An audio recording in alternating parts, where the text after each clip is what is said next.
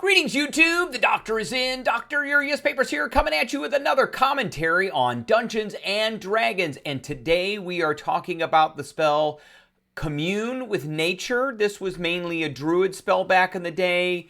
And also currently we are going to be looking at the 2024 version of it because there's some pretty significant changes that have happened with this spell. Right now we've got the legacy version up. Back when I originally did the review of the legacy version, we gave this spell a B grade. So we're going to be regrading it. But first, don't forget to hit that subscribe button. If you like this video, hit the like button. If you have any questions or comments, please leave a question or a comment. And don't forget to hit that notification bell.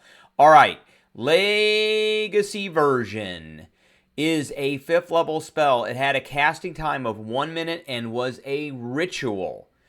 That was very important. Ritual spells, so that means that you just need to prepare it and then you could cast it without using a slot. Range of self, verbal, and the range is kind of in the description as well. Verbal and somatic components, so there's no material component. And it was usable by druids, rangers, a couple of different druid classes. So a lot of the Circle of the Land druids, druids in general, Paladin, Oath of the Ancients, and then Paladin, Oath of the Open Sea. Rangers and Paladins that got the spell, they couldn't use this till like 17th level because it was way high. But Druids could start using this at 9th level, so that was fine. It's a divination spell. So you sit down, you gain some knowledge about the surrounding area. If you're outside, it gives you knowledge of land within 3 miles. If you're underground, like caves or things like that, then it's a 300-foot radius. And then it does not function where nature has been replaced by construction, such as a dungeon or actually inside a town. So you can't be anywhere in there. But you gain knowledge of up to 3 facts of your choice.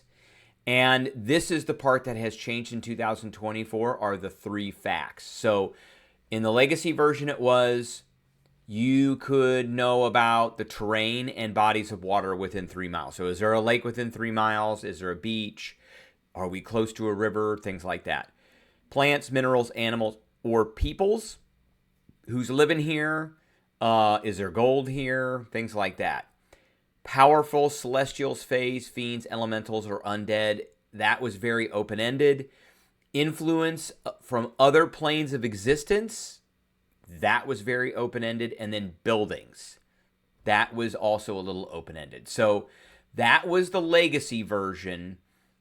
It was very much up to the kind of the DM to interpret these 5 things and what you asked for. So let's look at the 2024 version here. Here it is. It is still a 5th level spell. It still takes 1 minute to cast. It still is a ritual. Verbal and somatic components still. It is usable by druids, rangers, so they got rid of all that Circle of the Land stuff. Oath of Ancient Paladins, they left off Open Sea Paladins, but I'm not sure why that's left off. I think, and I can't remember if that was a Matt Mercer special or not. It might have been. But anyway, the first paragraph is literally the same thing. Still works within a 3-mile radius outdoors, still a 300 radius if you are in a cave or other natural underground setting. And then it doesn't function where nature has been replaced by construction. And this time it says castles and settlements. Before it said dungeons and towns. Now it says castles and settlements. So they changed the verbiage a little bit. I'm not sure why. So now you get 3 facts. There's still 5 things you can choose from, and this is where it's changed. So it says locations of settlements. So you would know like where towns, villages, camps, things like that would be within a 3-mile radius. For the old version, it was buildings and or peoples. So that was one thing. The second thing they give you in the new version is the location of portals to other planes of existence. In the 2014 Legacy version, this would have been influence from other planes of existence. Now it's very specific. locations of portals to other planes of existence.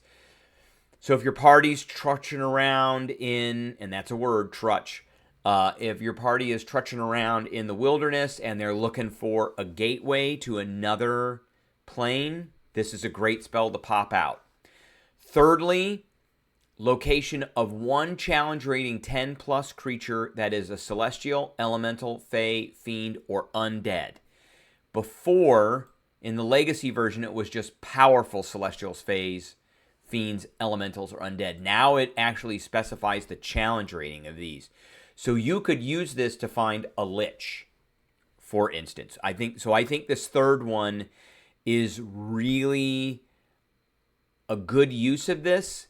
A lot of the creatures that are challenge rating 10 plus are pretty unique. You know, we're looking for this certain lich. We're looking for this certain demon. We're looking for this fey lord or this elemental lord or something like that. And it'll tell you if you're within 3 miles of it. The fourth thing, the most prevalent kind of plant, mineral, or beast, you choose which to learn, which is different than prevalent plants, minerals, animals, or peoples. It's kind of the same thing as that. And then locations of bodies of water, which is terrain, and bodies of water in the legacy version. So this one got a little bit more specific. I do like a few of these that it is more specific. That you know, they did these portals to other planes of existence, and then they did the thing with the challenge rating of creatures. I like all of those changes that they made to make it more specific, and it functions basically the same. So we are going, because it functions basically the same, we're going to keep this at a B. We're not going to go over or under that. It pretty much is exactly the same spell, except it gives you a little bit more control over what you get. All right, that's what we got for you today. I hope you enjoyed, and I will catch everybody